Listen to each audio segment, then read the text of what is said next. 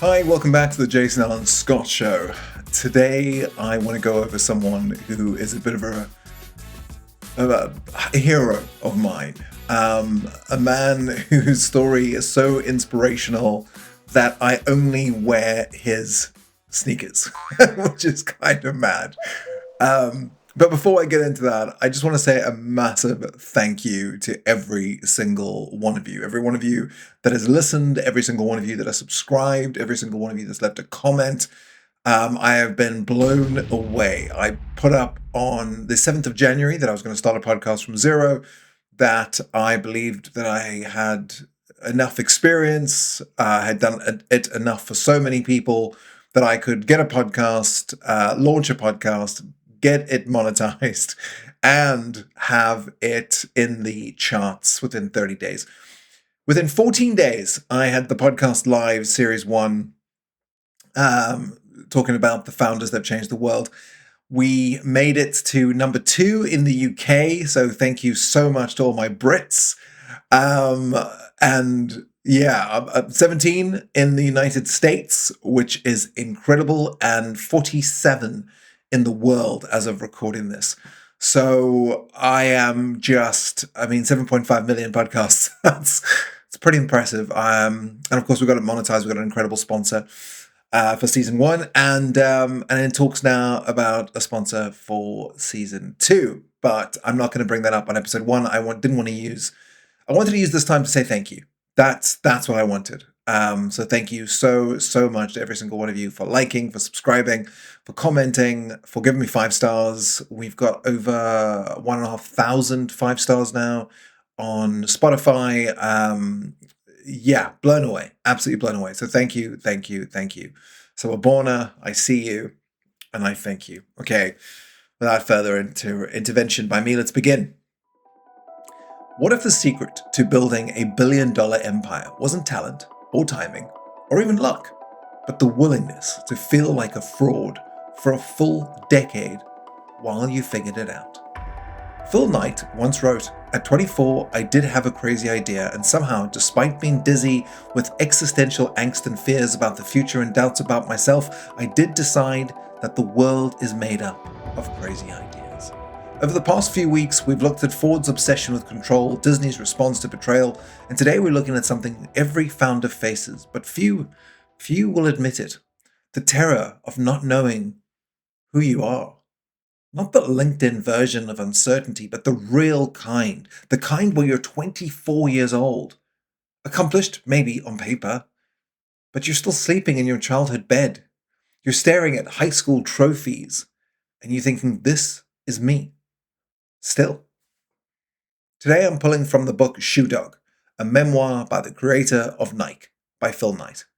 A book that reveals not the sanitized swoosh mythology, but the obsessive, uncertain, relentless man who built it while working a full-time accounting job for 7 years.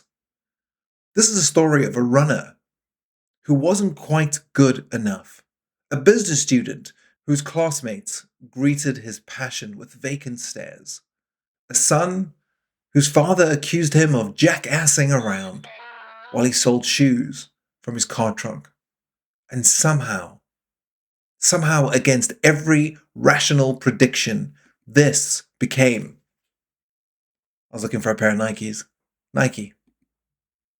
Because sometimes the only thing more dangerous than not having a plan is mistaking movement for progress.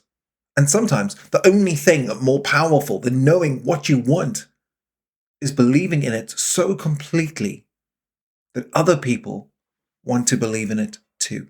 You may have noticed I am in a studio now. I've moved, and I'm no longer in the barn, which is great. And this is stage 1, step 1.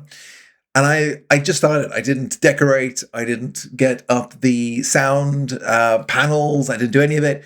I was so inspired by the story of Phil Knight about just starting, just doing it.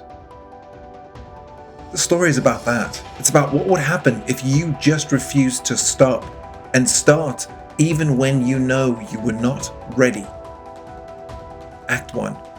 The morning everything changed.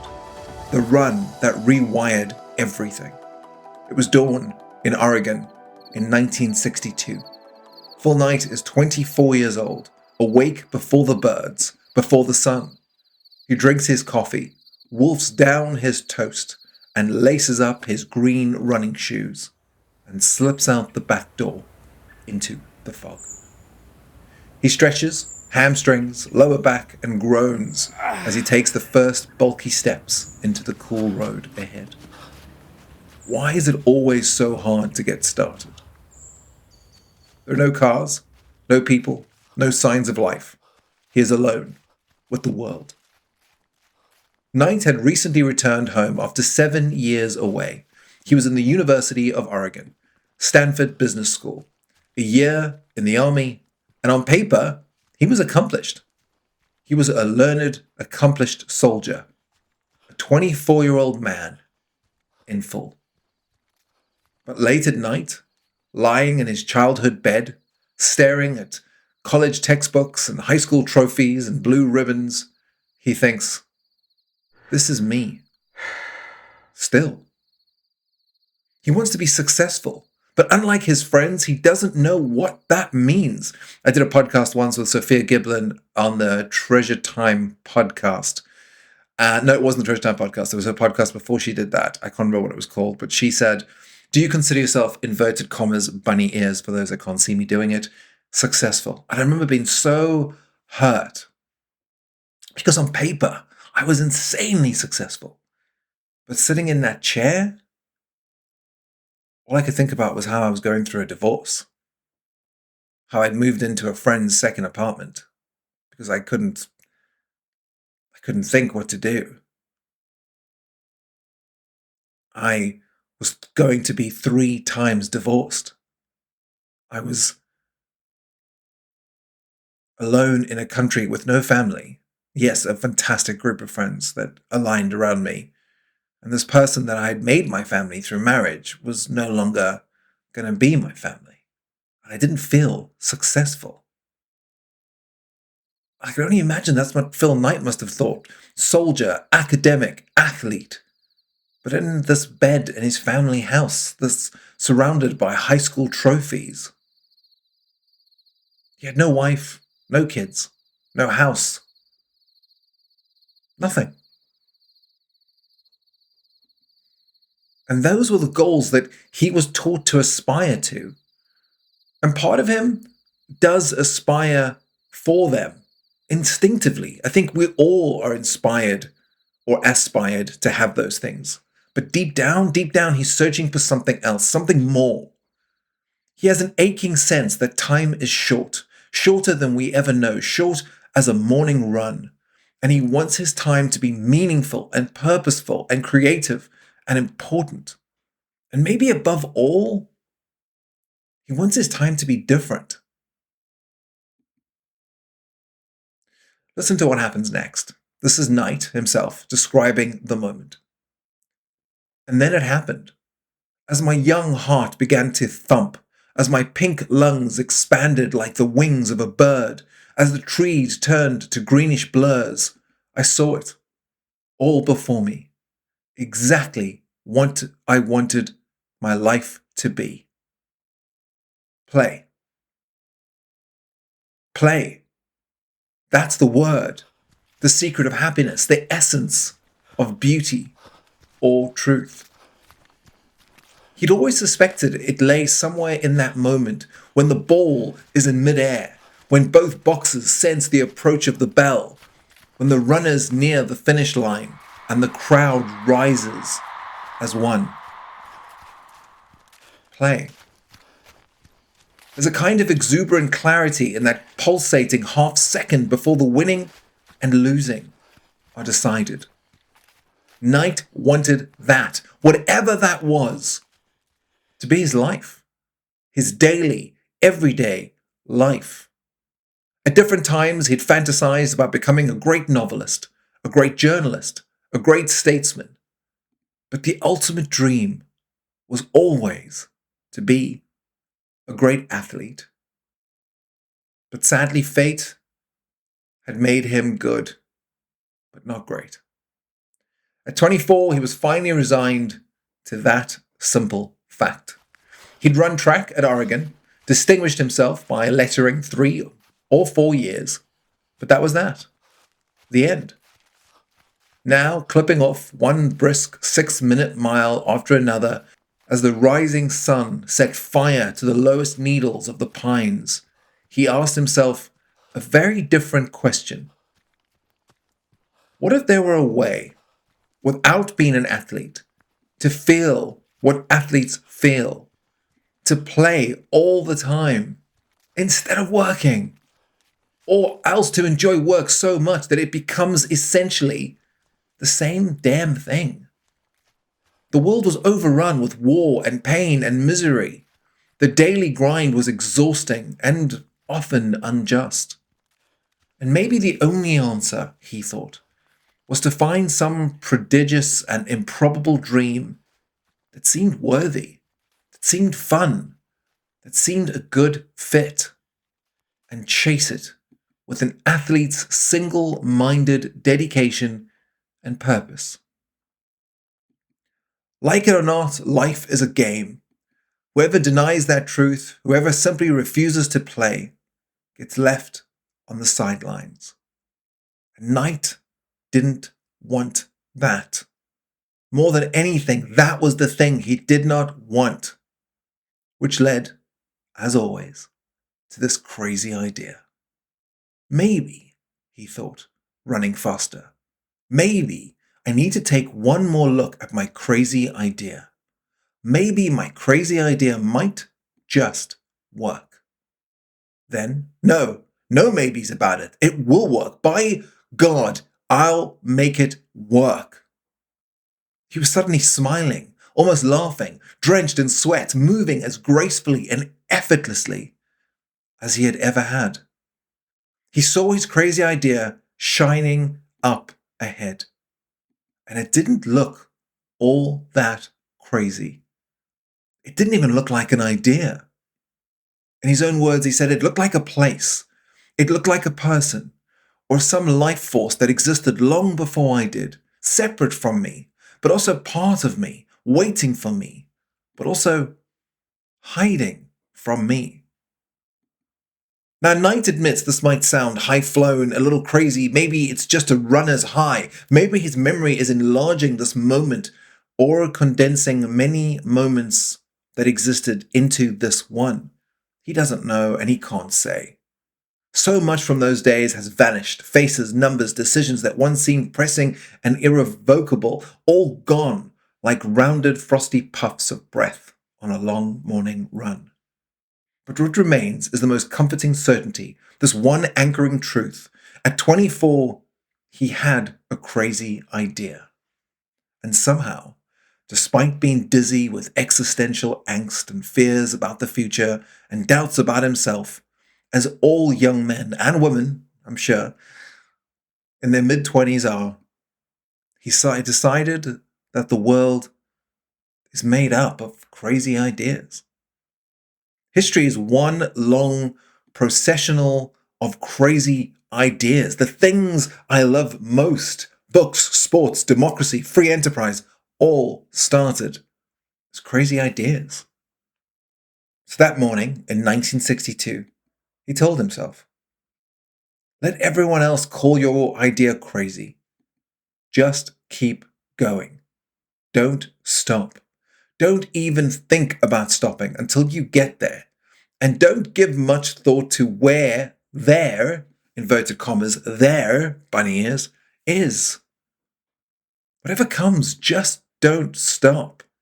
Warren Buffett mentions this in one of his books. He says, you just have to decide on something and do the damn thing and let compounding do its thing and not get in its way. Phil Knight is a great example of this. Half a century later, Phil Knight believes this is the best advice, maybe the only advice any of us should ever take or ever give. The crazy idea nobody cared about. Here's the idea that obsessed him.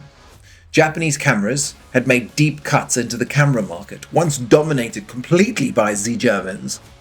Thus, Knight argued in a Stanford research paper that Japanese running shoes might just do the same damn thing.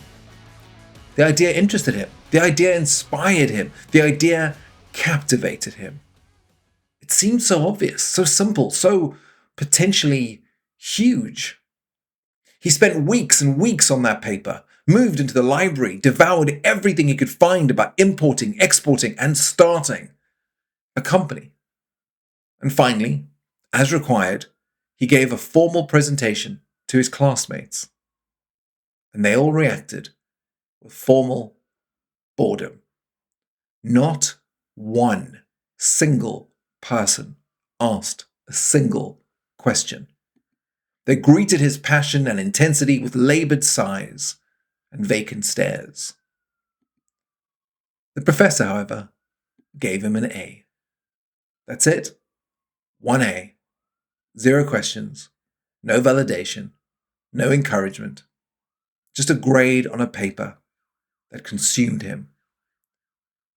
And let's be honest, this is where most people stop.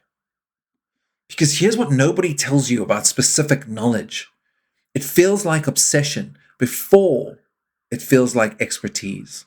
Naval Ravikant, who inspired this podcast because he taught me that business is philosophy, and the philosophy of entrepreneurship is a philosophy that can change your life and save the lives of others, is this.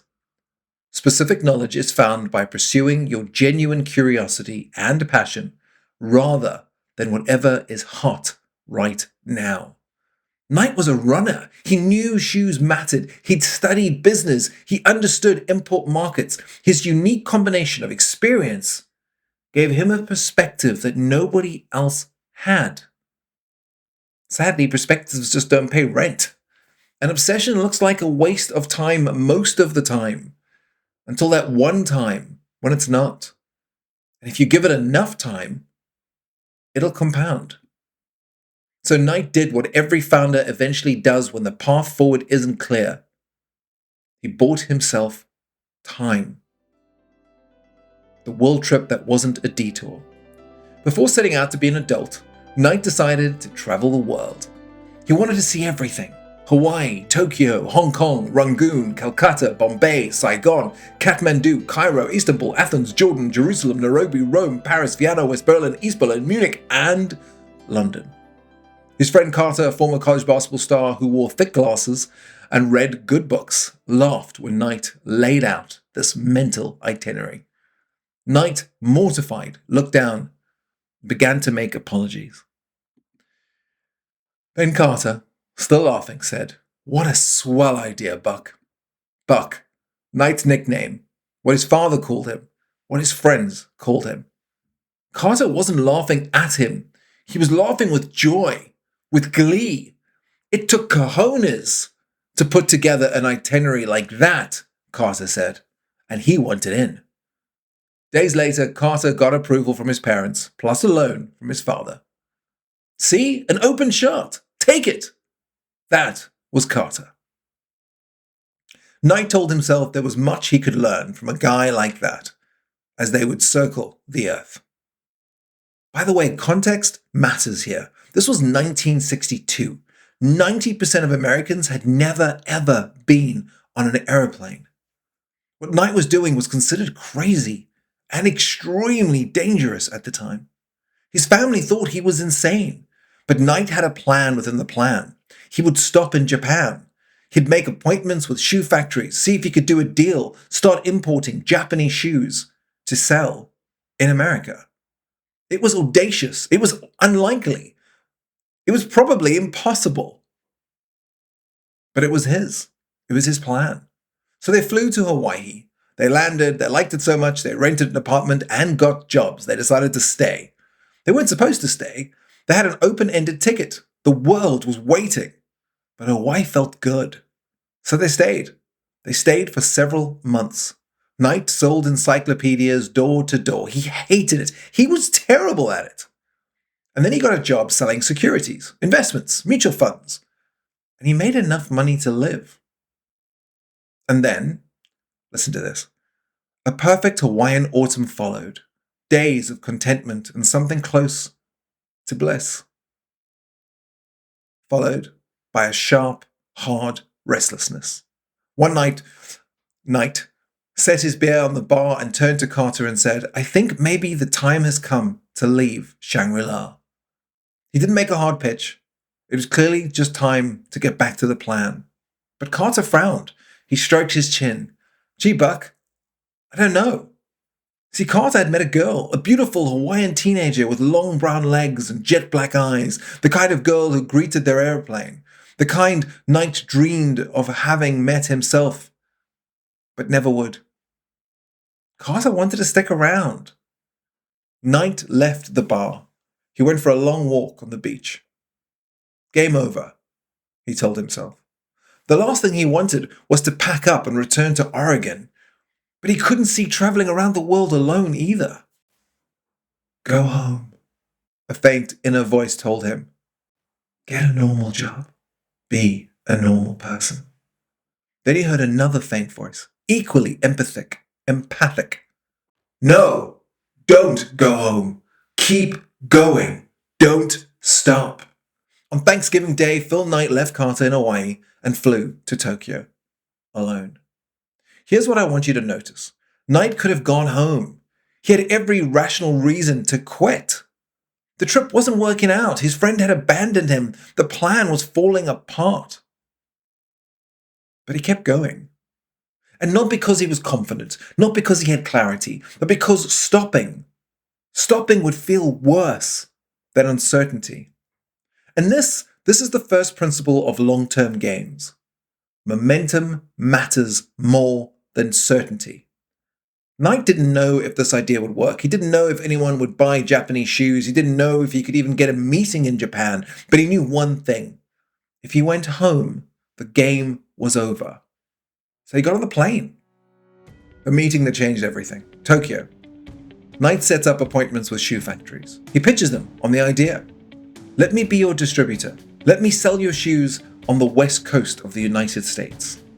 Where have we heard this before? Doesn't this remind you of Ray Kroc turning to the brothers McDonald and saying, "Let me sell your franchises. Let me do it"? Unlike the McDonald's brothers, the factories in Japan didn't care. They were polite. They took his card and they moved on. But one factory, a company called Onitsuka, maker of Tiger shoes, of which I also have a pair, said yes. They made an agreement, a handshake, a partnership. Knight would import Tigers and sell them in America. He takes the next 2 months and completes his world trip. He shares incredible stories in his book. Pages about temples and shrines and moments of clarity. But they're too long to share in a short podcast where my principle and purpose is philosophy and business entrepreneurship. But what matters is this. Knight returns to Oregon with a deal, but no money, no infrastructure, no staff, and no plan for what comes next. Just a belief that this might work, and a willingness to do the work to find out. Act 2, the religion of belief. The sale that revealed everything. Knight starts selling Tigers out of his car trunk, his boot, to those South Africans out there. He goes to events and track meets, and he drives all over the Pacific Northwest, Oregon, Washington, California, chatting up coaches, runners, fans, everyone between races, and he shows them his shoes. The response is immediate. He can't write orders fast enough. Driving back to Portland, he puzzles over his sudden success. He'd been unable to sell encyclopedias. He hated selling. He despised it. But somehow he'd been slightly better at selling mutual funds. But throughout all of that, he felt dead inside. But selling sports shoes, that felt different. In his own words, he says, "Because I realized it wasn't selling, I believed in running. I believed that people got out and ran a few miles every day, the world would be a better place. And I believed his shoes were better to run in. People sensing my belief wanted some of that belief for themselves. Belief, I decided, belief is irresistible." Let me say that again. Belief is irresistible. This is the thing every founder eventually learns, but nobody can teach you. People don't buy products. They buy certainty in uncertain times. Knight wasn't pitching shoes. He was pitching a world view. Running makes the world better. These shoes make running better. Therefore, buying these shoes makes you part of something larger than commerce, something better. It's a religion. Knight is the prophet. Sometimes people wanted his shoes so badly they'd write or phone him saying they'd heard about tigers and just had to have a pair. Could you please send them? COD. Without even trying, his mail order business was born. Sometimes people would simply show up at his parents' house. Every few nights, the doorbell would ring. Knight's father, grumbling, would get up from his vinyl recliner, turn down the TV, and wonder who in the world. And there on the porch would be some skinny kid with oddly muscular legs, shifty-eyed and twitchy like a junkie looking to score. Buck here? Huh? Buck? Is Buck here? Knight's father would call through the kitchen to Knight's room in the servants' quarters. Knight would come out, invite the kid in, show him to the sofa. They'd kneel before him and measure his foot. 44. His father, hands jammed in his pockets, would watch the whole transaction, incredulous. On July 4th, 1964, Knight sold out his first shipment. He wrote to Tiger and ordered 900 pairs more. He had a venerable partner, a legitimate bank, and a product that was selling itself. He was on a roll. But here's what nobody tells you about belief. It doesn't pay your rent. The two men who made Nike possible. Knight needed help. He knew it. But he didn't need employees. He needed believers. The first was his old track coach back in Oregon, Bill Bowerman. Bowerman was a genius coach, a master motivator, a natural leader of young men. And there was one piece of gear he deemed crucial to their development: shoes. Bowerman was obsessed with how humans were shod, meaning shoed. In the 4 years Knight ran for him in Oregon, Bowerman was constantly sneaking into lockers and stealing footwear. He'd spend days tearing shoes apart, stitching them back up, handing them to someone with small minor modifications that made runners either run like a deer or bleed. Regardless of the results, he never stopped. Bowerman was determined to find new ways of bolstering the instep, cushioning the midsole, building out room at the forefoot. He always had some new design, some new scheme to make shoes slicker, softer, lighter, especially lighter. This is Bowerman's math. 1 ounce sliced off a pair of shoes is equivalent to 55 pounds over 1 mile. He wasn't kidding. His math was solid. Take the average man's stride, 6 feet. Spread it over a mile, you get 880 steps. If you remove 1 ounce from each step, it's 55 pounds on the button. Likeness, Bowerman believed, directly translated to less burden, which meant more energy, which meant more speed, and more speed meant winning. And Bowerman didn't like to lose. Knight got it from him. Thus, likeness was Bowerman's constant goal. In Knight's own words from the book, he says, "It's possible that everything I did in those days was motivated by some deep yearning to impress, to please Bowerman. Besides my father, there was no man whose approval I craved more. And besides my father, there was no man who gave it less often."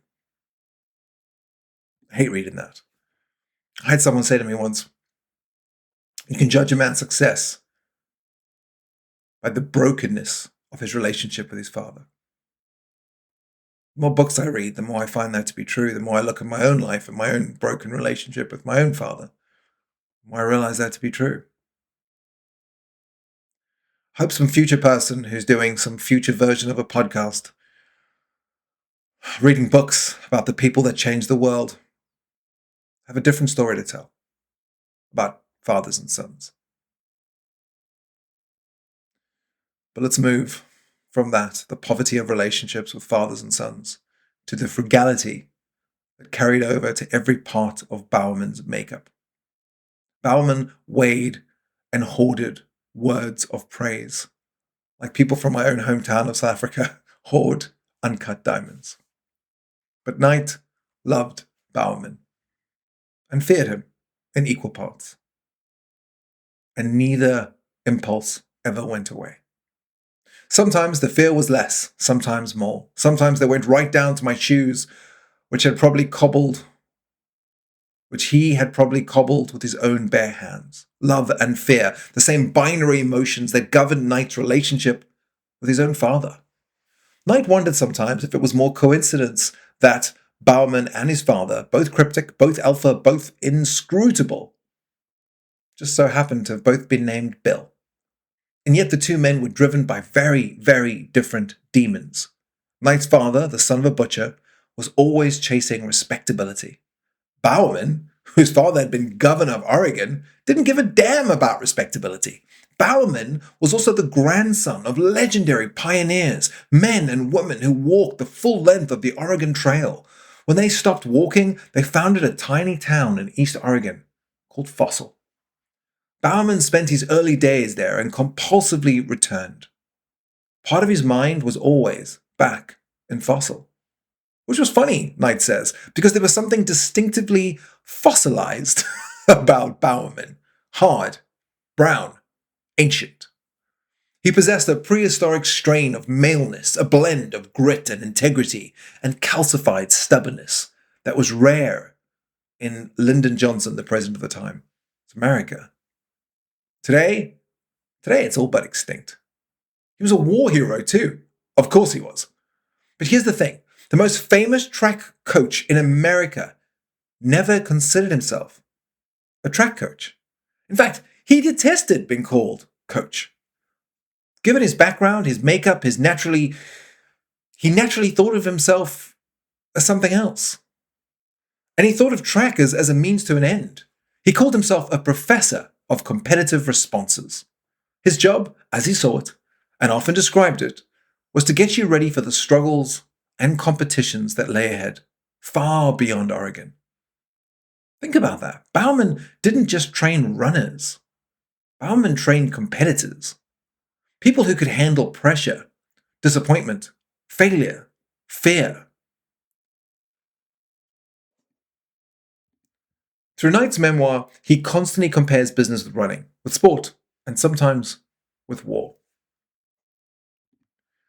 Business is war without bullets, he wrote. Sometimes the metaphor isn't perfect, but it's close to perfect. And you can see it.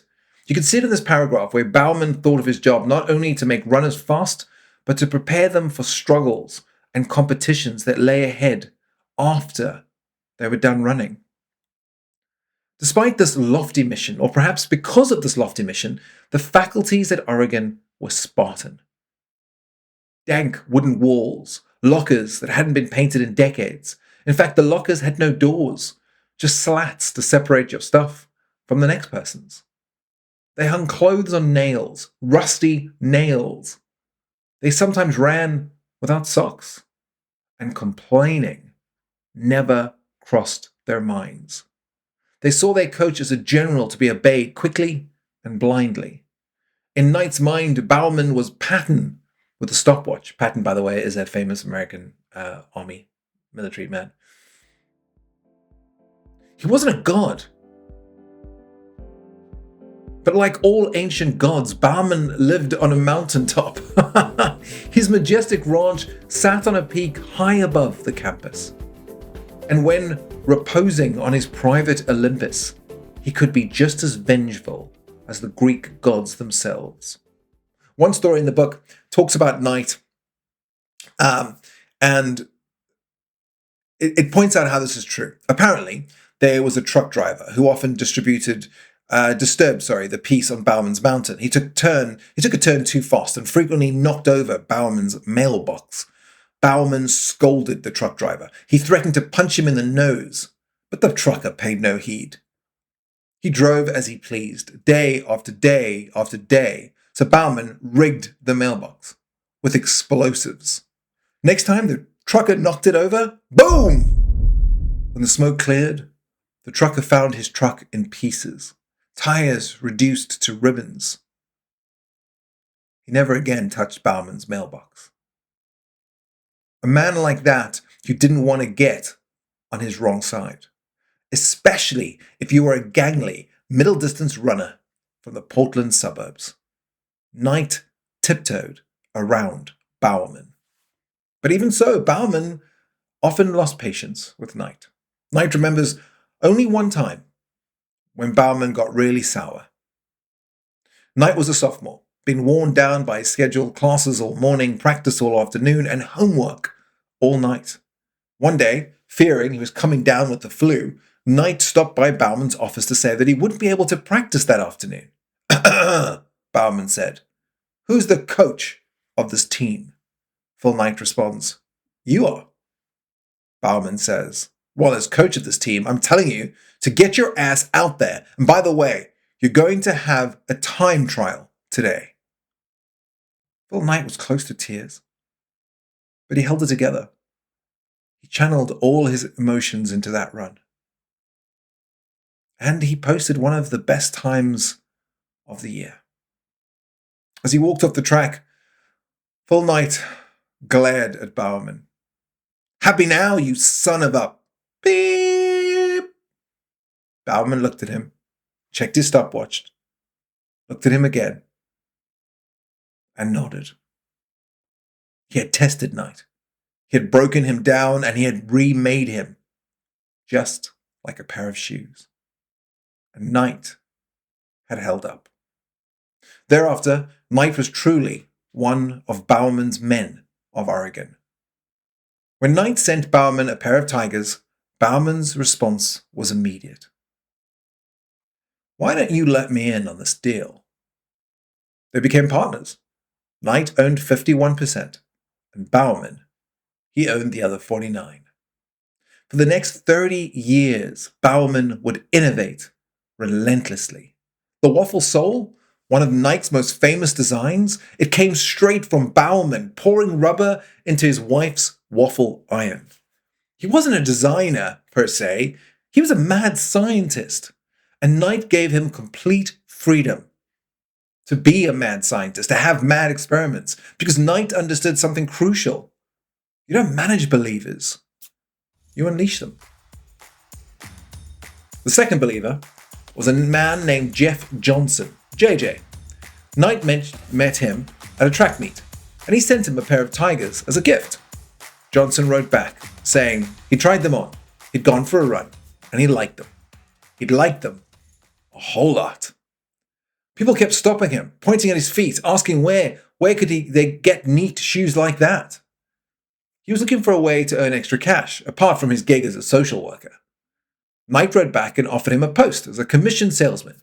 He'd get $1.75 for each pair of running shoes he sold, $2 if he sold a pair of running shoes with spikes.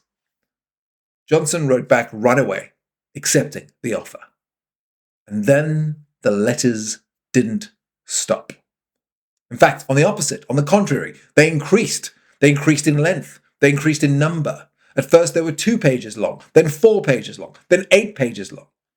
At first, these letters would come every few days. Then they came faster and faster, tumbling almost daily through snail mail, through his mail slot, like a waterfall. Knight wondered, what in gosh name have I done in hiring this guy? He liked Johnson's energy, don't get me wrong, but it was hard. In fact, it was hard to fault his enthusiasm, but the letters. And Knight began to worry that Johnson might have just too much enthusiasm. When the 20th letter, or the 25th, Knight began to worry that the man might be unhinged. He wondered why everything was so breathless, so constant. He wondered if Johnson wasn't ever going to run out of things he urgently needed to tell him or ask him. He wondered if Johnson was ever going to run out of stamps. Every time any thought crossed Johnson's mind, it seemed like he wrote it down, stuck it in an envelope, put it on a stamp, and posted it out. He wrote to tell Knight how many tigers he'd sold that week. He wrote to tell Knight how many tigers he'd sold that day. He wrote to tell Knight who wore tigers at which high school meet and what place they finished at that high school meet. He wrote to suggest they open a retail store in Los Angeles. He wrote to say he was considered placing ads in running magazines. And what did Knight think about that idea? He wrote to inform Knight that he'd placed those ads in running magazines and that the responses were great. He wrote to ask Knight why he hadn't answered any of his previous letters. He wrote to plead for encouragement. He wanted to be told he was doing a great job. He wrote to complain that Knight hadn't responded to any of his previous pleads for encouragement. In his heart of hearts, Johnson believed that runners were God's chosen people. That running, done right, in the correct spirit, with the proper form, was a mystical exercise. No less than medication or prayer.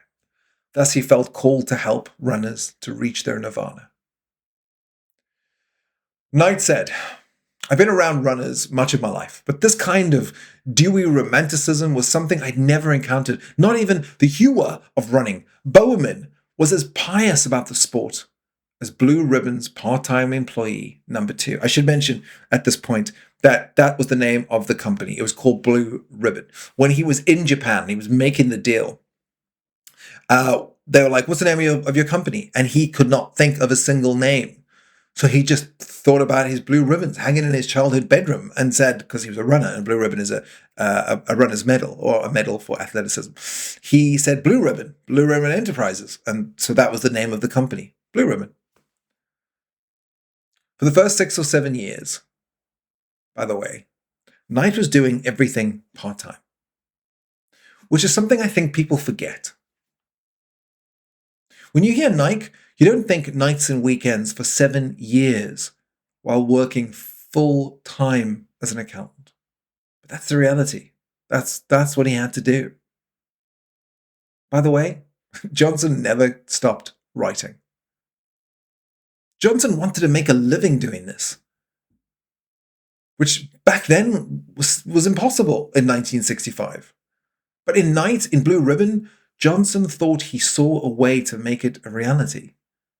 Knight did everything he could to discourage Johnson from thinking like this. At every turn, Knight tried to dampen his enthusiasm. Besides not writing back, by the way, Knight never phoned. He never visited. He never invited Johnson to Oregon.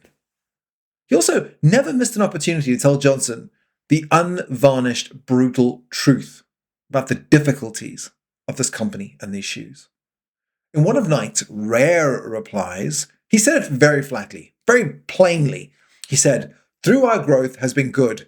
I owe First National Bank of Oregon $11,000. Cash flow is negative." And Johnson wrote back immediately, asking if he could work for Knight full time.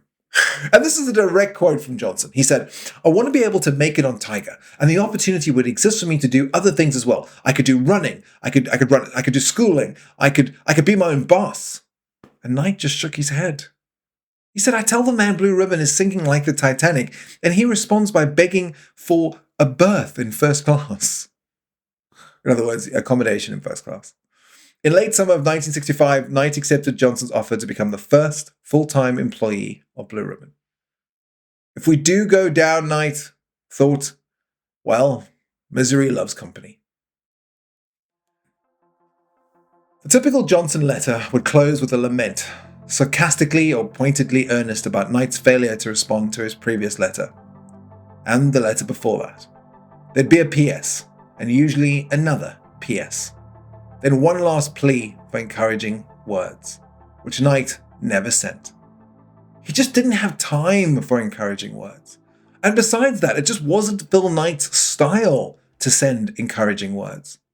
Knight looked back and wonders, was he being himself? Was he actually just emulating Bowerman or his father or both? Was he adopting their man of few words, manly demeanor?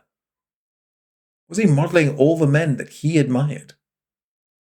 At the time, Knight was reading everything he could get his hands on about generals and samurais and shoguns, along with the biographies of 3 main heroes, Churchill, Kennedy, and Tolstoy. And can I just say that I love that Knight was learning from biographies, just like you right now are learning from these in this podcast. The way I get back to this idea, to this podcast, was watching an interview with Elon Musk. Someone asked what business books he liked. How did he learn to become an entrepreneur? And Musk, a fellow South African like myself, said, I don't read business books. I read biographies. That struck me. Damn, I thought, that's a really good idea. And here we are. 11 episodes later. But back to Knight. I had no love of violence, but I was fascinated by leadership, or lack thereof. Under extreme conditions, war is the most extreme of conditions. But business has its warlike parallels. Someone, somewhere, once said that business is war without bullets. And I tended to agree. By the way, Phil Knight is not unique in this idea. Throughout history, men have looked to the warrior for a model of Hemingway's cardinal virtue, grace under pressure. Hemingway himself wrote a most beautiful book called A Movable Feast while gazing at a statue of Marshal Ney, Napoleon's favorite commander. One lesson Knight took from all his homeschooling about heroes was this. They didn't say much. None of them were a blabbermouth, and none of them micromanaged. Knight would quote Patton, italicized like an aphorism he's carried for decades.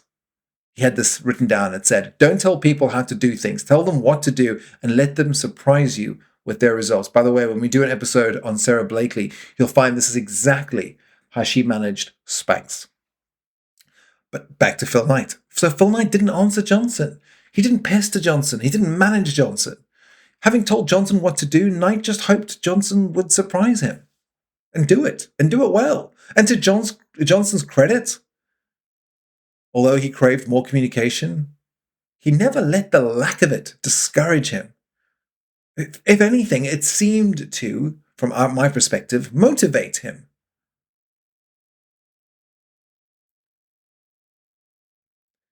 And although he enjoyed complaining, he saw that Knight's managerial style gave him something he'd always wanted: freedom. Left to do as he pleased, Johnson responded with boundless creativity and energy. He would work 7 days a week, selling and promoting Blue Ribbon. And when he wasn't selling, he was feverishly building up his customer data file. I love this. It's so ahead of its time. This analog CRM that changed everything. You see, each new customer got his or her own index card. Each index card contained that customer's personal information, their shoe size, and their shoe preference. And this database enabled Johnson to keep in touch with all his customers at all times and to keep them feeling special. He sent them all Christmas cards. He sent them all birthday cards. He sent them notes of congratulation after they completed a big race or a marathon. Whenever Knight got a letter from Johnson, he knew it was one of dozens Johnson had carried down to the mailbox that day. I love this idea. Johnson had hundreds and hundreds of customer correspondence, all along with the spectrum of humanity, from high school track stars to octogenarian weekend joggers. Many, upon pulling yet another Johnson letter from their mailbox, might have thought the same thing that Phil Knight did. Where does this guy find the time? Here's what I want you to see. Johnson wasn't doing customer relationship management. Johnson was building a religion. Each card, each letter, each birthday note, these were acts of devotion. Johnson he truly believed that running was sacred, that runners were God's chosen people, that helping them find the right shoes was his calling. And when you believe that deeply, the work doesn't feel like work. The work feels like worship. Recently, I read about Lululemon, a brand that sells yoga clothes, but let's be honest, it sells a lifestyle. If you go to a Lululemon store, you see local yoga classes listed, right? You see flywheel classes, boot camps, any physical endeavor where you'd wear Lululemon. They're not selling clothes. They're expanding the market for yoga. They're making it more accessible. They're making it more social, more central to people's lives. When I read about Johnson's first store, I think of this parallel. Because when Johnson finally does get to open Blue Ribbon's first retail store in Santa Monica, he didn't sell shoes. He creates a sanctuary. He bought the most comfortable chairs he could find and afford from yard sales and created a beautiful space for runners to just hang out and talk. He built shelves and filled them with books that every runner should read. Many of them, by the way, first editions from his very own library. He covered the walls with photos of tiger-shod runners, in other words, runners wearing tiger shoes. He laid out a supply of silkscreen t-shirts with tiger across the front, which he handed out to his best customers. Phil Knight writes, in all the world, there had never been such a sanctuary for runners, a place that didn't just sell them shoes, but celebrated them and their shoes. Johnson, the aspiring cult leader of runners, finally had his church, and services were Monday through Saturday, 9 a.m. to 6 p.m. This is what happens when you hire believers instead of employees. Employees execute tasks. Builders build movement. And movement, once they reach critical mass, become unstoppable. I want to take a split moment to thank one of our listeners, Mark Charles Falstead, who's out in Berlin, who I told him my dream of a gym for your nervous system, of a place to play, of a place to regulate. And Mark, by his own grace of God, has gone out and spoke to people and signed people up and found a venue and booked a date and has got me coming to Berlin. This is what happens when you find believers. You get to build movements. So that one's to you, Mark. Back to it. Act 3, the decade of doubt. The schedule that couldn't last. By 1968, Blue Ribbon was on track to double sales for a 5th straight year. But it still couldn't justify a salary for its co-founder. Knight was putting in 6 days a week at PricewaterhouseCoopers, the accounting firm where he worked full-time, spending early mornings and late nights and all weekends working for Blue Ribbon. No friends, no exercise, no social life, but completely and utterly content. I want you to listen to how Phil Knight describes this. My life was out of balance, sure, but I didn't care. In fact, I wanted even more imbalance, or a different kind of imbalance. I wanted to dedicate every minute of every day to Blue Ribbon. I'd never been a multi-switcher, a multitasker. I didn't see any reason to start now. I wanted to be present always. I wanted to focus constantly on the one task that really mattered. Then this line, pay attention to this. In my life, if my life was to be all work and no play, I wanted my work to be play. I wanted to quit Price Waterhouse. Not that I hated it. It just wasn't me. I wanted what everyone wants. To be me full time. To be me full time. 4 words. Entire philosophy. Knight wasn't trying to get rich. He was trying to build an empire where he gets to be him. He was trying to align his days with his identity. It just wasn't possible. Blue Ribbon simply couldn't support him. Though the company was on track to double sales for a 5th straight year, it still couldn't justify a salary for its founder. How many people would be willing to do that today? 5 years into a business, still working full-time, still grinding every spare moment, nights and weekends. Most people would quit. Most people would say, this isn't working. You need to move on. Knight kept going. Not because it was confident it would work, but because stopping felt like betraying himself. But there was a moment when everything changed. Right before his 31st birthday, Knight made the boldest move. He quit Price Waterhouse and went full-time at his company. He paid himself a fairly generous salary of $18,000 a year. Let me say that again. Phil Knight was 31 years old before he became a first-time founder, or a full-time first-time founder. A lot of people think you have to succeed in your early 20s, or it's just never going to happen. I've said this on Twitter so many times. I've seen this, on Twitter so many times. But it's just not true. People use historical examples, but it's just not true.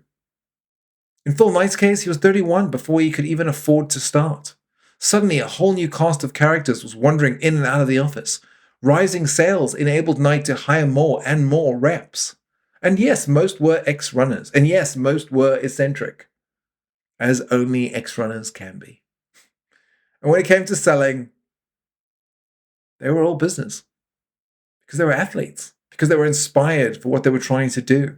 And because they worked solely on commission.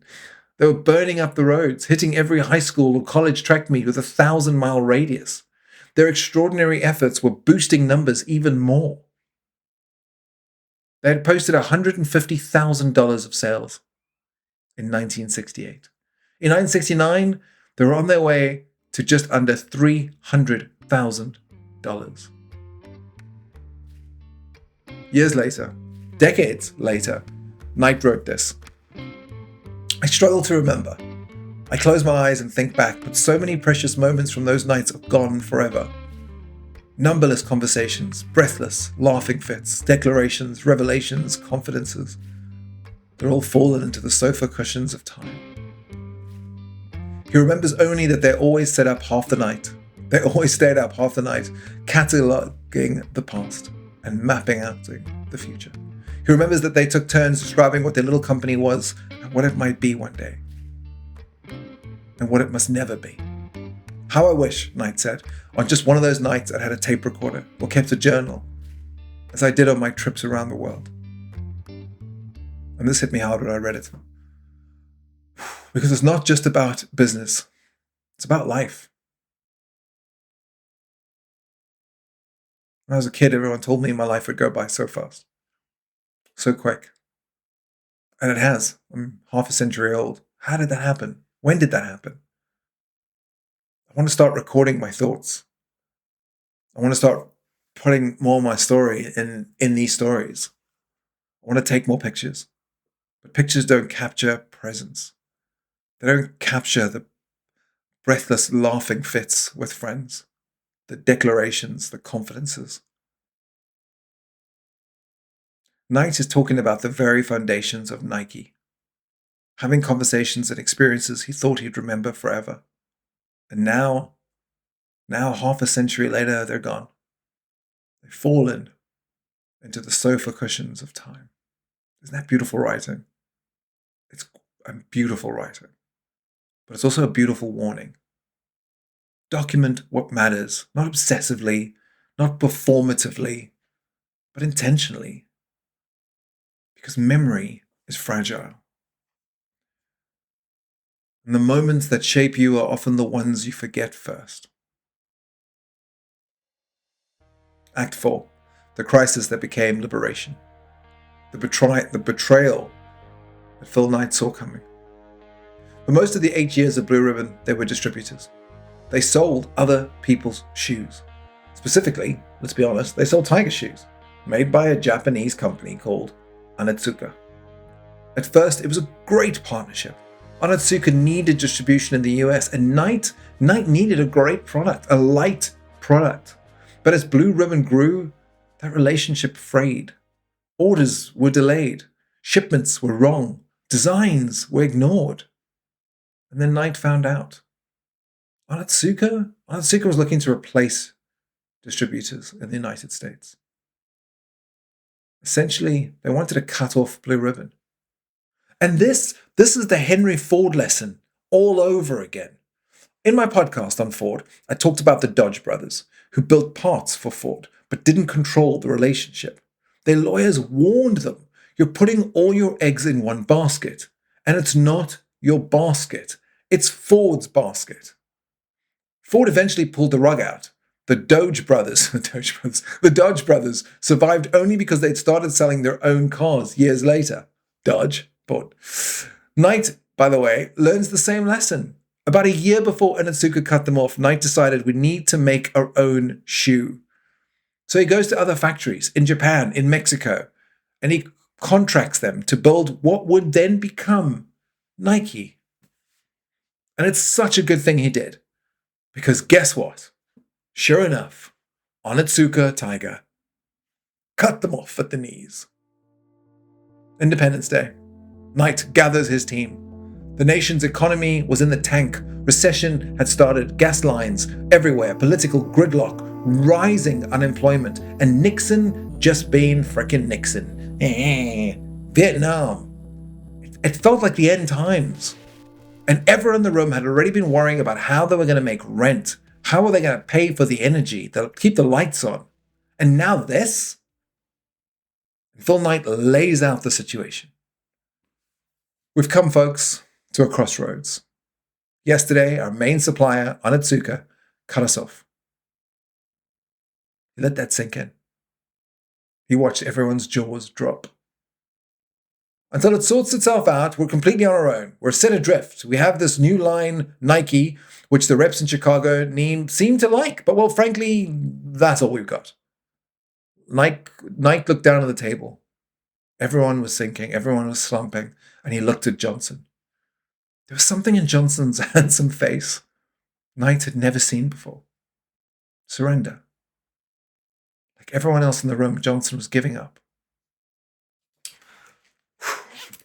Knight cleared his throat. So in other words, he said, clearing his throat again, pushing aside his yellow legal pad, what I'm trying to say is, we've got them right where we want them. Johnson's eyes lifted. Everyone around lifted up, heads arised. They sat up straighter, posture corrected. This is the moment, Knight said. This is the moment we've been waiting for. Our moment.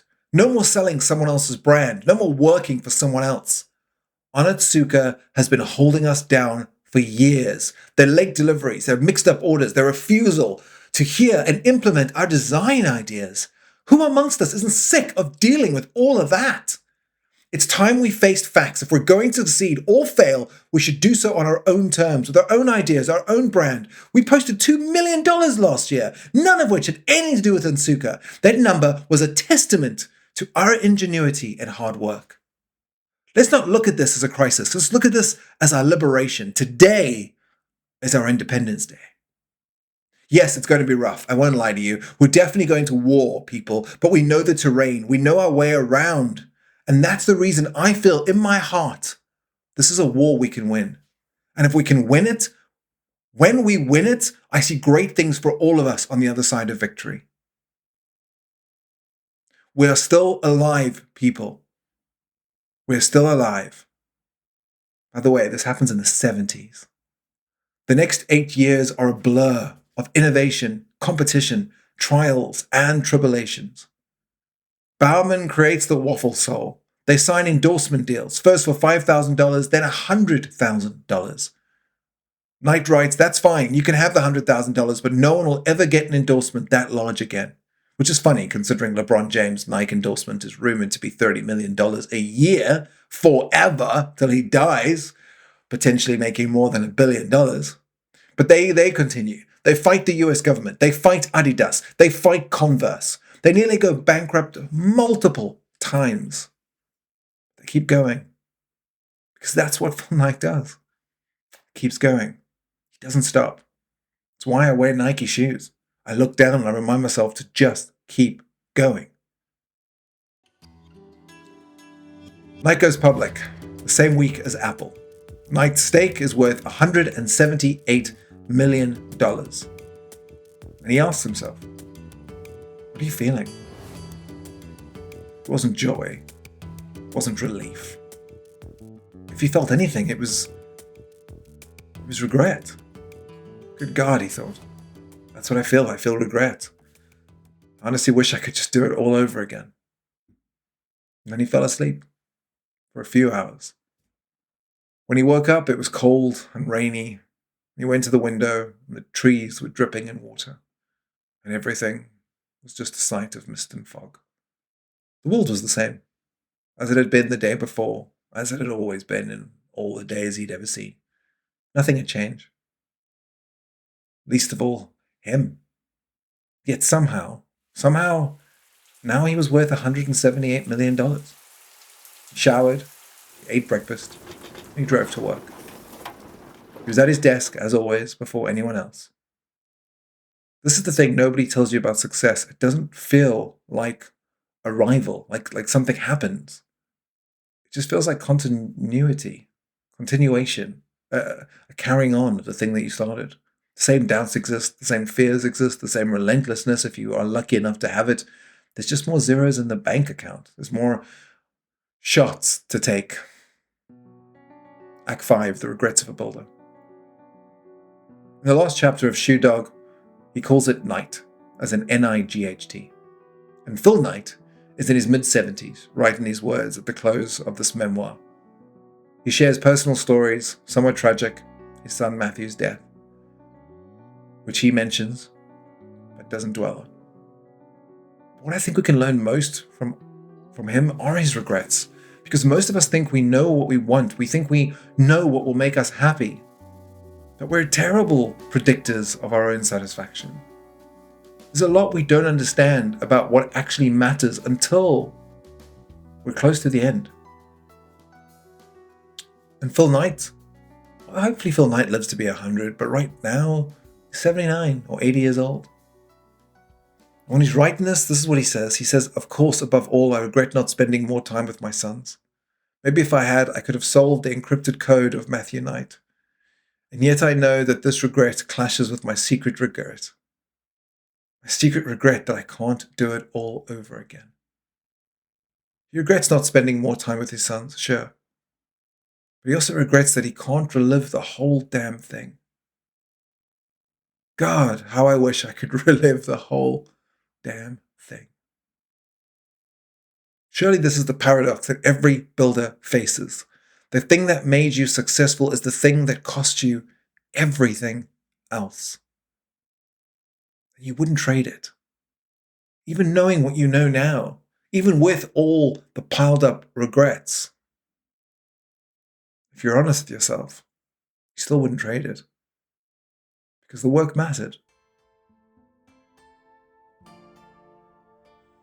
The advice he'd give to himself by Phil Knight. Short of reliving it, I'd like to share the experience, the ups, the downs. So what some young man or woman somewhere going through the same trials and ordeals might be inspired or comforted or warned. Some young entrepreneur maybe, some athlete or painter or novelist might press on. It's all the same drive. It's all the same dream. It would be nice to help them avoid the typical discouragements. Then Knight gives the advice he wishes someone had just given him. I would tell them to hit pause. Think long and hard about how they'd want to spend their time, and with whom they'd want to spend it for the next 40 years. This is so important. I tell men and women in their mid-20s not to settle for a job or a profession or even a career. I would say seek a calling. Even if you don't know what that means, seek it. If you're following your calling, the fatigue will be easier to bear, the disappointments will be fuel, the highs will be like nothing you've ever felt. And this is what Naval means when he says pick something you do for free, then figure out a way to get paid for it. Knight continues, I'd like to warn the best of them, the iconoclasts, the innovators, the rebels. They'll always have a bullseye on their backs. The better they get, the bigger the bullseye. It's not one person's opinion. It's just the law of nature. I'd like to remind them that America isn't the entrepreneurial Shangri-La people think. Free enterprise always irritates the kind of trolls who live to block, to thwart, to say no, sorry, no. And it's just always been this way.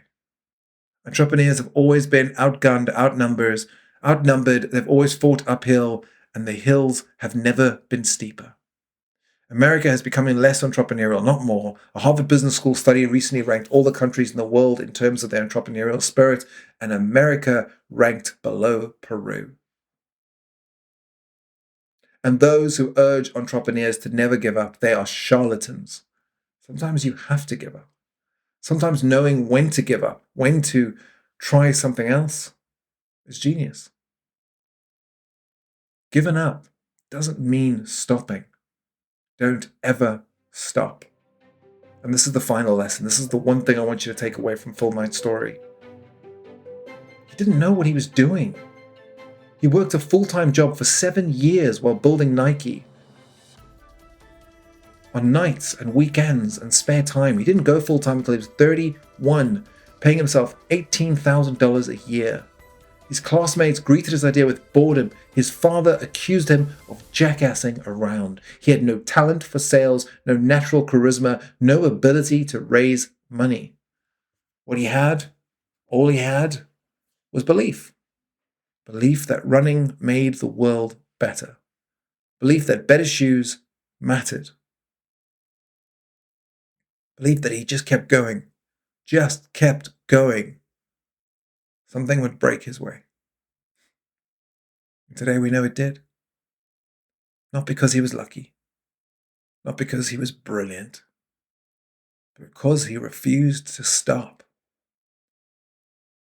Specific knowledge is found by pursuing your genuine curiosity and passion rather than whatever is hot right now.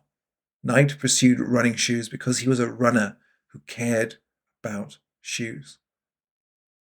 That's it. No grand strategy, no market analysis, just pure, relentless obsession. An obsession, when channeled through patience, belief, and a refusal to quit, compounds into something unstoppable.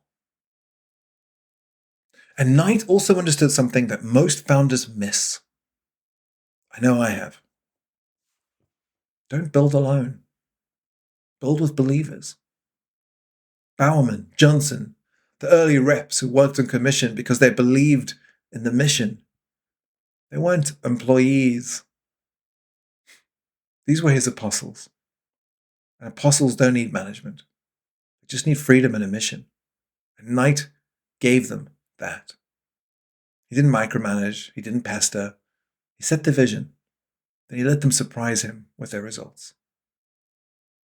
That's Patton's line, his great line. Don't tell people how to do things. Tell them what to do and let them surprise you. And Knight lived this. And finally, most importantly, Knight played the longest game he could. He didn't rush. He didn't force it. He worked full-time for 7 years before fully committing. He built for a decade before the company could support him. He endured betrayal, near bankruptcy, strikes, lawsuits, and constant doubt. But he never, ever stopped. Because stopping meant betraying the 24-year-old kid that foggy morning who saw his life shining up ahead and decided to chase it. So here's my question to you. What if the worst thing that could happen to you isn't failure, but succeeding at something you don't believe in? Phil Knight could have stayed at Price Waterhouse. He could have made partner. He could have built a respectful career. His father would have been proud. His classmates would have nodded approvingly, slow claps throughout the room. But he would have been miserable. Because Knight didn't want respectability. He wanted play. He wanted to feel what athletes feel. That exuberant clarity in the moment before winning and losing are decided. And he found it.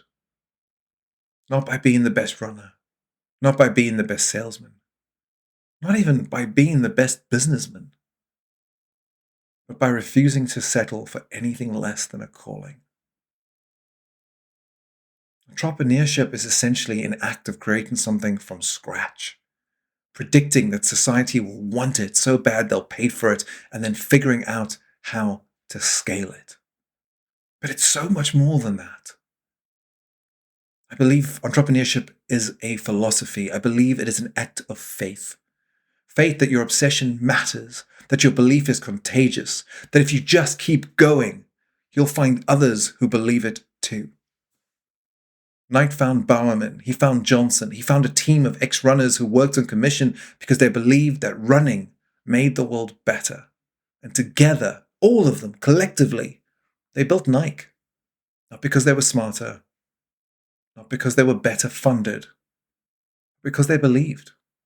And belief, as Knight has said, is irresistible. So here's my challenge to you this week. Ask yourself, what would I do if I knew I couldn't fail? Then go deeper. Ask a harder question. What would I do even if I knew I would fail?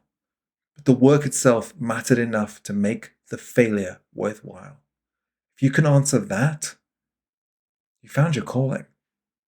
Not the thing that guarantees success, but the thing you do anyway. The thing you'd grind nights and weekends for 7 years while working a full-time job you didn't love. The thing you'd keep doing even after you've made it.